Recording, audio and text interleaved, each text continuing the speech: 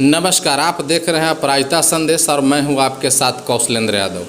इस वक्त हमारे स्टूडियो में एक नहीं दो मेहमान उपस्थित हैं। एक राजद के प्रदेश महासचिव यूसुफ फैयाद अंसारी जी और दूसरी तरफ हमारे राजद जिला मुख्य प्रवक्ता उदय कुमार भारतीय जी। आज हम इन लोग से बात करेंगे और जानने की कोशिश करेंगे कि लालू प्रसाद यादव जी का 11 जून 2021 को जन्मदिन मनाया जाएगा, उसको लेकर ये क्या कहना चाहते हैं।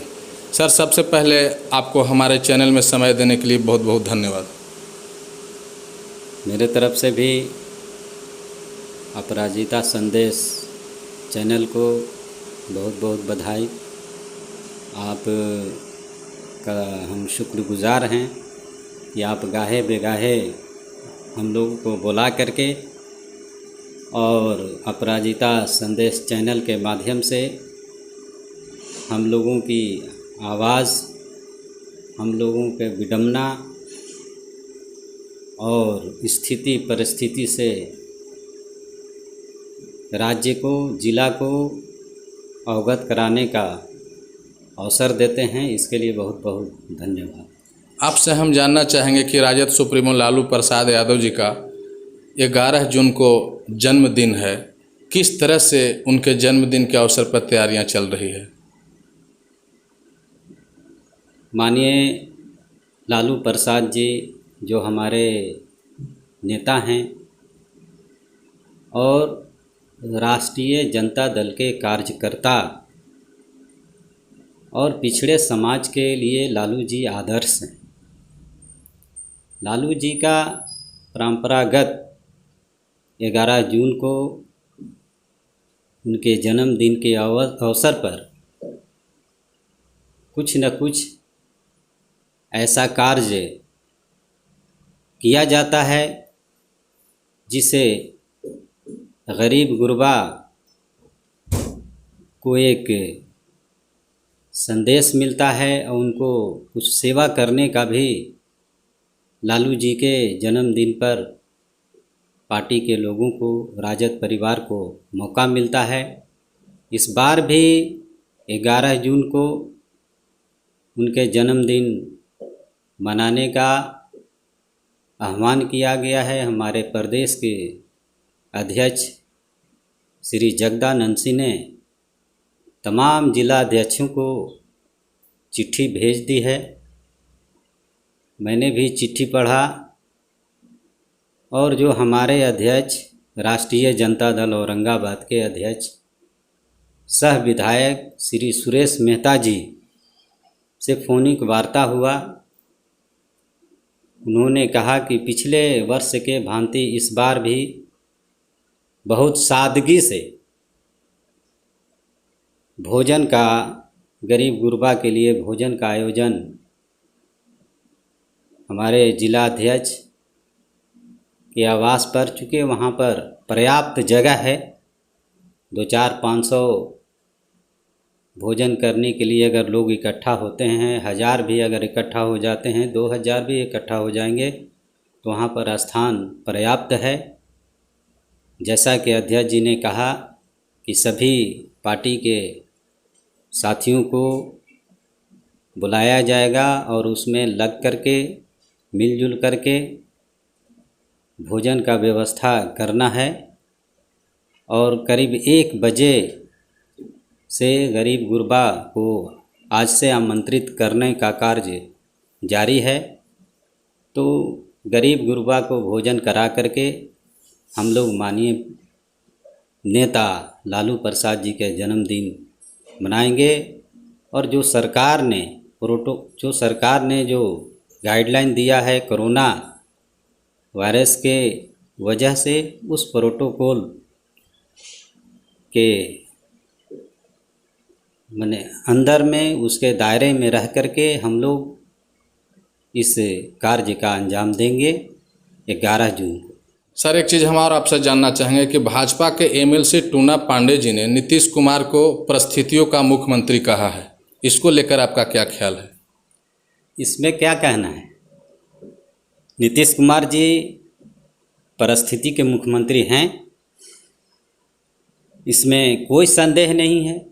और नीतीश कुमार जी खुद अपने कार्यकलाप से ये आम आवाम में खुद वो संदेश देते हैं कि मैं परिस्थिति का मुख्यमंत्री हूँ। नीतीश कुमार जी को आज हमारे एमएलसी के टूना पांडे जी, जो सिवान से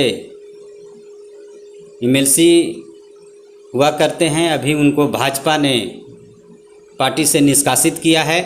टूना पांडे जी ने कोई गलत बात तो नहीं कहा।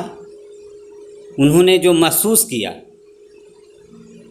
और जो वो हैं परिस्थिति के मुख्यमंत्री, इससे पहले हमारे मरहूम पूर्व सांसद मोहम्मद शहाबुद्दीन साहब ने भी नीतीश कुमार जी को परिस्थिति का मुख्यमंत्री कहा था। इनको इतना बुरा लगा कि अपने सिफारिश से नीतीश कुमार जी ने मोहम्मद शहाबुद्दीन साहब जो ज़मानत पर छूटे थे, न्यायालय ने उनको बेल दिया था, ज़मानत पर आए थे और इन्होंने पैरवी करके सिफारिश करके उनको बेल तोड़वाने का काम किया, ज़मानत को रद्द करवाने का काम किया, पुनः मोहम्मद शहाबुद्दीन साहब को जेल भेजने का काम किया। तो टूना पांडे जी भी उसी बात को दोहराए हैं और ये हैं परिस्थिति के मुख्यमंत्री। मैं भी कहता हूँ, ऐसा नहीं है कि टूना पांडे जी कह रहे हैं इसलिए मैं कह रहा हूँ, मैं भी कह रहा हूँ, हमने भी महसूस किया। अगर ये मुख्यमंत्री परिस्थिति के मुख्यमंत्री नहीं होते तो आप ये बताइए कि एनडीए के लोगों ने इनको गाली देने का काम किया, इनके डीएनए, इनके खून में गड़बड़ होने का उन लोगों ने जो है संकेत दिया, प्रोपगंडा किया कि नीतीश कुमार का खून ही गड़बड़ है। तो 2015 में महागठबंधन के बैनर तले वो बहुमत में आए, लालू जी उनको मुख्यमंत्री बनाने का काम किए, लेकिन जब तेजस्वी जी का कार्य को देख करके, इनकी एक्टिविटी को देख करके नीतीश कुमार जी को लगा कि अगर जिस तरह से तेजस्वी जी जनहित में काम कर रहे हैं, कार्य कर रहे हैं, इनके कार्य के सामने मैं बौना हो जाऊंगा।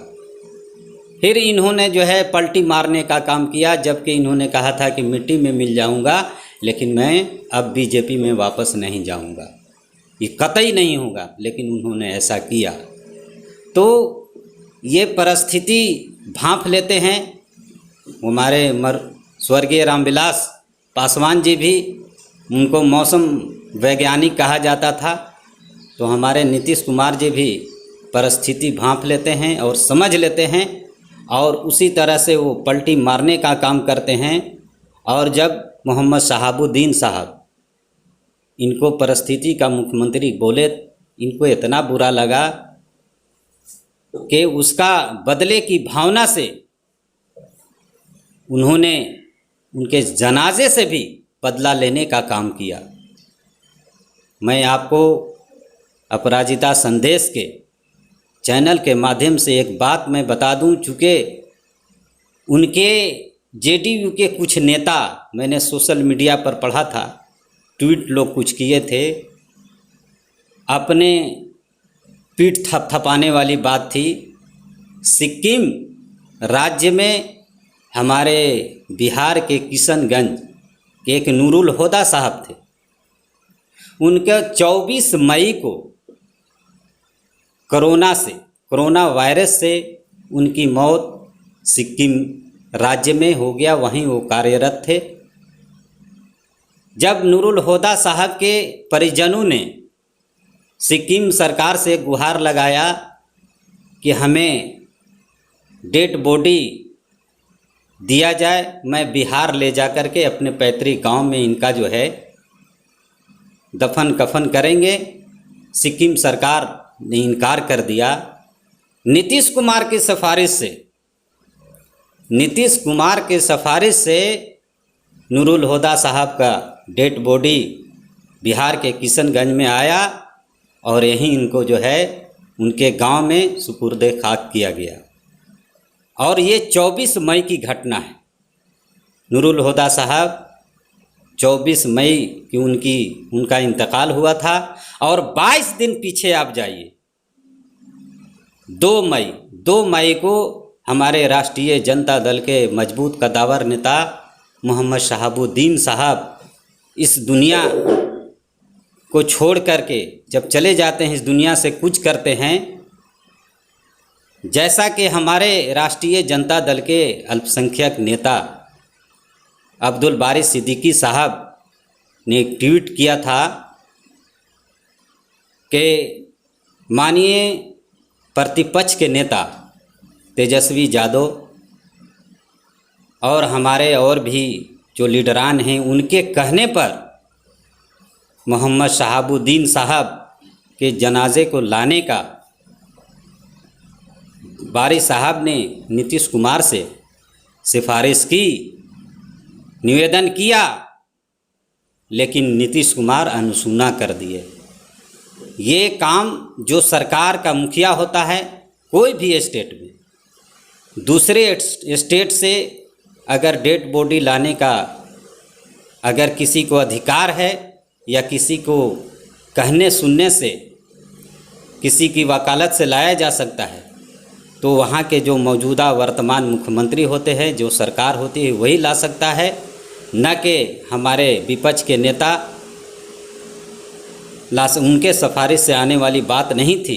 इसलिए नेता ने बारी सिद्दीकी साहब को नीतीश कुमार के पास भेजा, बात करने को कहा, लेकिन इन्होंने अनसुना किया।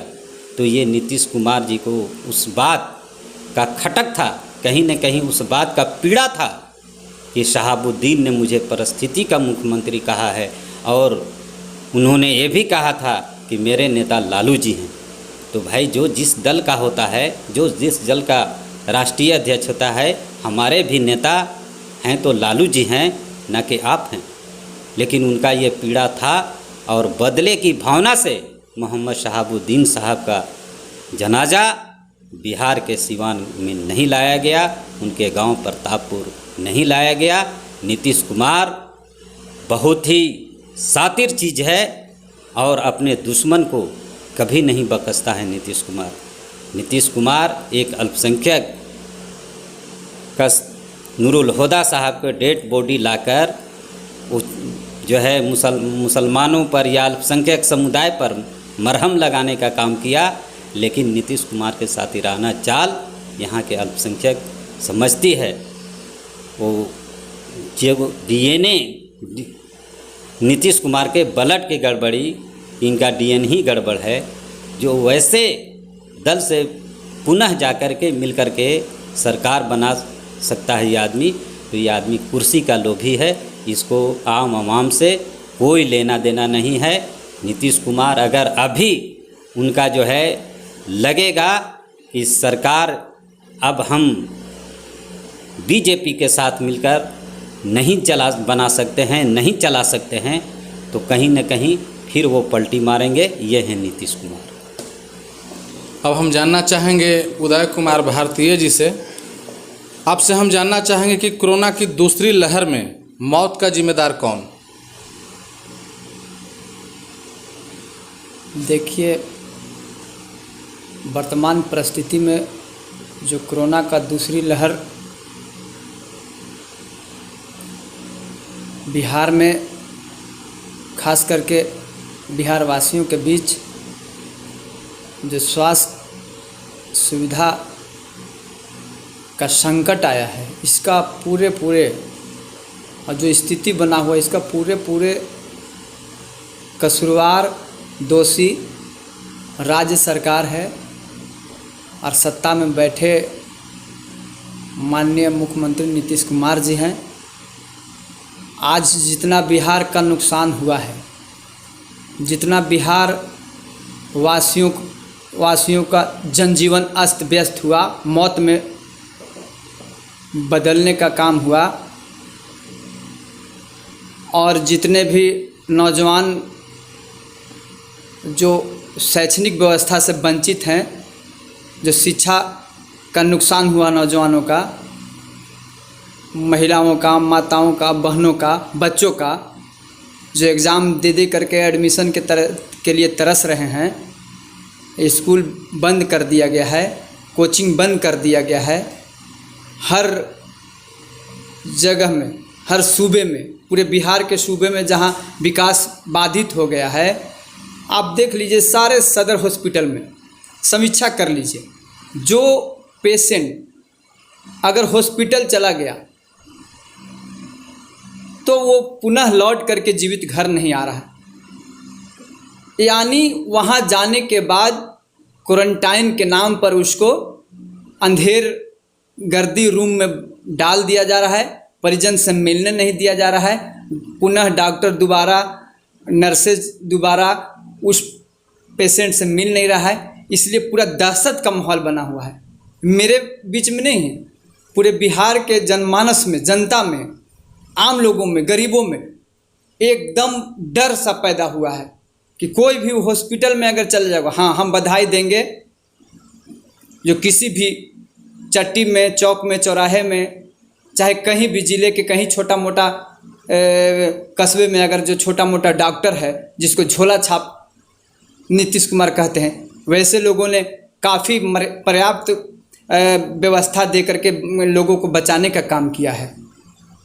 तो स्वास्थ्य विभाग का ये स्थिति है कि जो हॉस्पिटल में चला गया, विपक्ष मांग कर रहा था, हमारे नेता मांग कर रहे थे पहले से ही, पहला लहर जब आया था उसी समय मांग किए थे कि बिहार का स्वास्थ्य व्यवस्था को सुदृढ़ किया जाए, बेडे बढ़ाया जाए, यहाँ पे हॉस्पिटल बनाया जाए, और इस कोरोना काल में एक एक पब्लिक, एक एक जनता, एक एक लोग एकदम भयभीत हैं। सरकार निकम्मी है, कहीं कोई हॉस्पिटल में कोई सुनने वाला नहीं है। अगर गलती से चले जाइएगा, अब हम आपको बता देते हैं डिटेल में स्थिति क्या है। रात में किसी महिला को अगर प्रसव के लिए हॉस्पिटल ले जाइए, अब वो प्रसव से पीड़ित है, उसको रात में ले जा करके 10 बजे रात में जब खटिया पर ले करके वहाँ पर लोग पहुँच रहे हैं, वहाँ का बैठा हुआ डॉक्टर सोया हुआ रूम में है, रूम से ही बोल रहा है कि नीतीश जी का गाइडलाइन है, फलानमा का ही है, दूर रहो और जाओ पहले कोरोना चेक कराओ। अरे कोरोना तो चेक कराएगा ही, वो तो उसका अपना मामला हो गया है, चूँकि भयावह प्रकोप बढ़ गया है, सबको डर है, सबको जानकारी है। लेकिन जिस रोग से वो जिस स्थिति में हॉस्पिटल में आए, पहले उसको तो देखिए। तो वो लेडीज भी मर जा रही है, बच्चा भी पेट में मर जा रहा है, किसी को छाती में दर्द है, किसी को पेट में दर्द है, किसी को कै दस्त हो रहा है, सीरियस पोजीशन में हॉस्पिटल जा रहा है, तो जाओ कोरोना जांच कराओ। अब उस स्थिति में लोग काफ़ी संख्या में मरे हैं सारे हॉस्पिटल में। इसलिए पूरा का पूरा जिम्मेवार नीतीश कुमार है। नीतीश कुमार का स्वास्थ्य और बिहार का जो शासन एकदम फेलुअर है। अगर विपक्ष सलाह नहीं देता, विपक्ष अगर जगह जगह पर अपना कार्यकर्ताओं से, जो मेरा पार्टी है राष्ट्रीय जनता दल है, जो हमारे नेता है माननीय तेजस्वी यादव, जो अपने कार्यकर्ताओं से पर्याप्त रूप में लोगों को सहयोग नहीं कराते, सहयोग करने के लिए अपने कार्यकर्ता को नहीं करते, तो और भी भयावह रूप ले लेता। बिहार में लाशों की गिनती नहीं होती। जिस तरह यूपी सरकार लाशों को छुपा रही है, आंकड़ा को छुपाने के लिए बिहार के गंगा नदी में फेंक रही है सरकार, केंद्र सरकार बोलती है, जिससे नीतीश कुमार से गलमहिया लगाए हुए हैं कि गंगा का सफाई करना है। लेकिन आप देख लीजिए कि उधर बिहार जितना यूपी में मर रहे हैं, और उसका डाटा को छुपाने के लिए सब बिहार के नदी में फेंक करके बिहार के तराई, गंगा के तराई में ले आन के गाड़ दे रहा है। यही स्थिति बना हुआ, पूरे के पूरे तंत्र फेल कर गया है। और नीतीश कुमार गद्दी में चिपके हुए, कुर्सी पर चिपके हुए हैं। इनको जनमानस से कोई मतलब नहीं है। विपक्ष नहीं होता तो इन नींद माने गहरी नींद में सोए हुए होते। औरंगाबाद ज़िले में बीपीएससी में जिन लोगों को कामयाबी मिली है, उनके लिए आप क्या कहना चाहेंगे? हम उन लोगों को बधाई देना चाहते हैं जो आज के परिस्थिति में, जो शिक्षा का व्यवस्था इतना चरमरा गया है, शायद कभी हम लोग कल्पना भी नहीं कर सकते हैं कि कभी ऐसा होगा। और ये लोग कुछ लोग, चंद लोग कहते हैं कि नीतीश कुमार बहुत काबिल मुख्यमंत्री हैं, और उन्हीं के रीजन में शिक्षा बिहार में इतना चौपट हुआ, स्वास्थ्य इतना चौपट हुआ। आज नीतीश कुमार पंगु हैं, निरंकुश हैं, एक ऐसा मुख्यमंत्री हैं, निरंकुश मुख्यमंत्री, कि अपने मंत्री पर ही अंकुश नहीं लगा सकते हैं। मंगल पांडे पर बोलने का क्षमता नहीं है, जिस दिन ही बोल देंगे उस दिन मुख्यमंत्री कुर्सी से हट जाएंगे। स्वास्थ्य की व्यवस्था इतना चरमराई हुई है, यहाँ तक है कि मेरे घर का अगर आदमी मरता है तो दूसरे घर का जिंदा बॉडी पैक करके मेरे घर आ जा रहा है, और मेरे घर का मरा हुआ बॉडी उसके घर में चल जा रहा है। ये सब कोई देखने वाला नहीं है। क्या स्वास्थ्य व्यवस्था है? तो इस तरह की बात है। ये एकदम निरंकुश हो गए हैं। इनको खाली कुर्सी से मतलब है, बिहार की जनता से कोई मतलब नहीं है।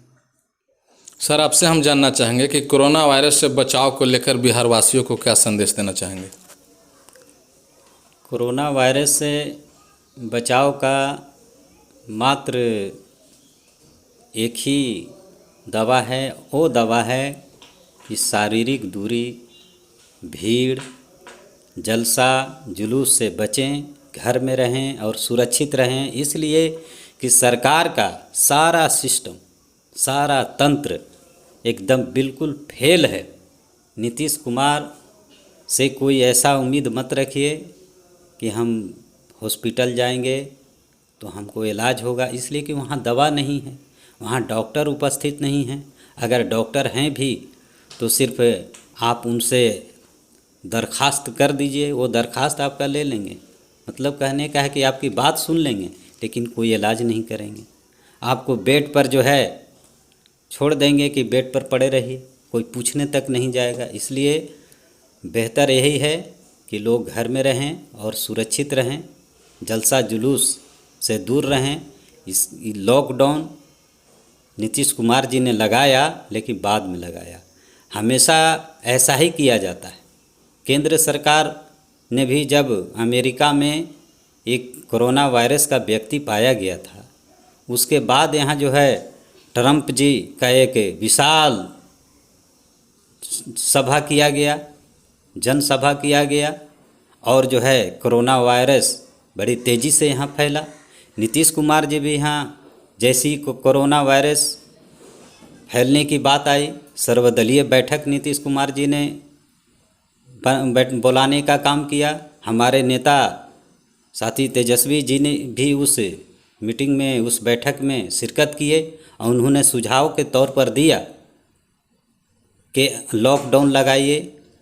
लेकिन ये लॉकडाउन नहीं लगाए, सिर्फ एक इस तरह का शेड्यूल बना दिए कि इतना बजे से इतना बजे दुकान खुलेगी, 6 बजे जो है 6 बजे से सुबह 6 बजे तक नाइट कर्फ्यू रहेगा। भाई ऐसे भी 7 बजे तक तो लोग घर चले जाते हैं, आपको नाइट कर्फ्यू लगाने से क्या जो है से मुराद है, उससे क्या हल हो जाएगा? आखिर वही कार्य किए जो तेजस्वी जी ने और महागठबंधन के लीडरों ने जो सुझाव दिया था, नीतीश कुमार जी उसी पर आए। ये तो मुख्यमंत्री के लायक है ही नहीं है। नीतीश कुमार तो मुख्यमंत्री सिस्टम से, इनका जो प्रशासनिक तंत्र है उस तंत्र को दुरुपयोग करके ये मुख्यमंत्री बने हैं। बिहार की जनता तेजस्वी जी को मुख्यमंत्री चुना है। तेजस्वी जी को मुख्यमंत्री बनने का अवसर था, तेजस्वी जी ही मुख्यमंत्री बनते, लेकिन इनका सिस्टम, इनका तंत्र नीतीश कुमार जी के दबाव में आकर इनके पक्ष का काम किया, और हमारे कम से कम 15 से 16 महागठबंधन के विधायक को हराने का काम किया। उससे ये मुख्यमंत्री बने। टूना पांडे जी का हम बधाई देते हैं। मैं एक राजद का कार्यकर्ता हूँ, हम तो उनको बधाई देते हैं कि आपने नीतीश कुमार के करतूत को उजागर करने का काम किया। आप एक लीडर के रूप में आप जनता की बात को मुखर होकर के बोलने का काम किया, और आपको बीजेपी ने पार्टी से निष्कासित किया, लेकिन जनता ज़रूर आपको मेडल देगी। धन्यवाद। आप दोनों को अपराजिता संदेश से बात करने के लिए बहुत बहुत धन्यवाद।